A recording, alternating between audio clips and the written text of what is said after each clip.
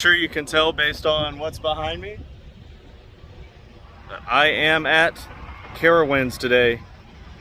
Will Intimidator be number one? Watch to find out.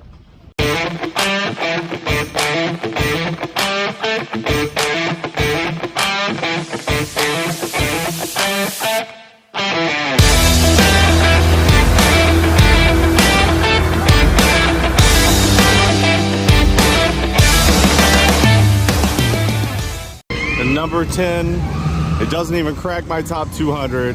It's Flying Cobras, used to be called the Carolina Cobra. It's just a Vekoma boomerang. One of those rides that has such low capacity, so the line is always long, and the ride is not good at all.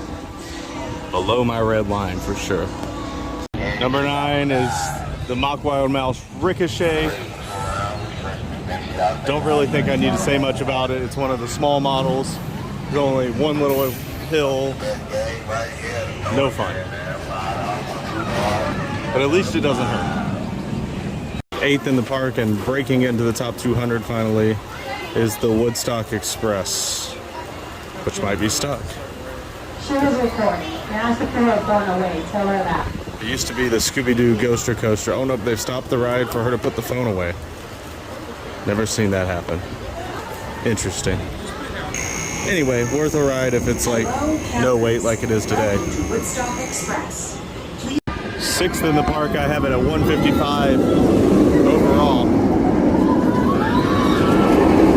One of the last remaining B&M stand-ups, Vortex. It's okay. I mean, it's got good forces. It's not rough. It's really smooth actually, but it's short. It takes 5 minutes to get you into your seat. And so the lines are unnecessarily long. The coaster is not that great. Number 6 in the park, and I have it at 139 overall, is Nighthawk, a Vekoma Flying Dutchman.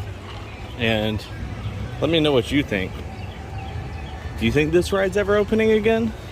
All the rest of them are gone. And it's been rumored for a couple years that this plot of land might be used for something.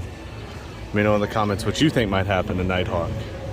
But in general, I mean, I remember being kind of a lot rougher than the B&M flying coasters, and it really doesn't play too much with the terrain or near misses, and nothing really special. At number 5, Carolina Cyclone. I have it 121 in my overall rankings.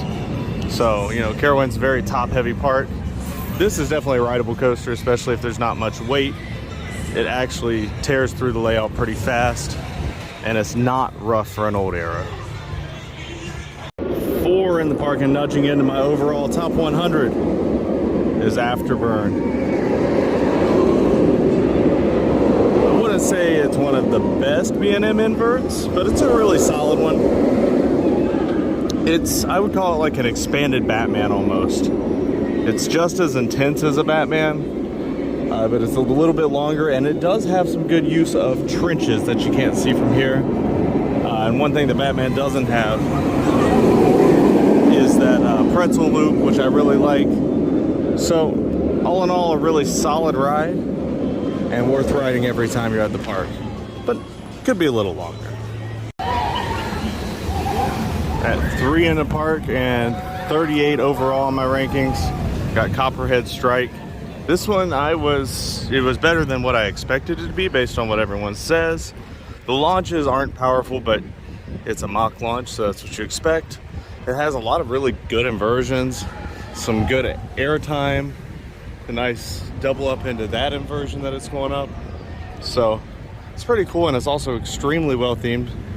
Probably the best themed Cedar Fair Park coaster pretty much anywhere. It's themed to like wrong turn almost, and you get the nice copper color for Copperhead Strike. So all in all, it's a really good coaster. It's in my top 50 and recommended.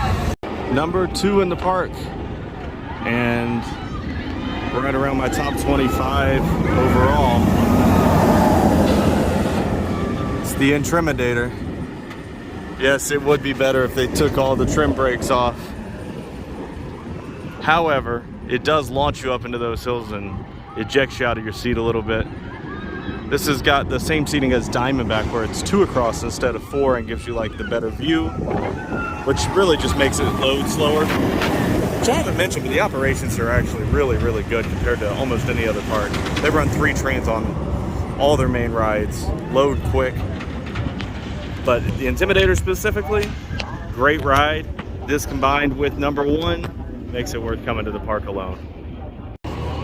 What needs said about Fury 325 is that it is not only the best in the park, it's a top 5 coaster in the world, at least that I've ridden. The tallest non-launch coaster in the world, the fastest non-launch coaster in the world, and it uses all the speed. It's got over 6,500 feet of track.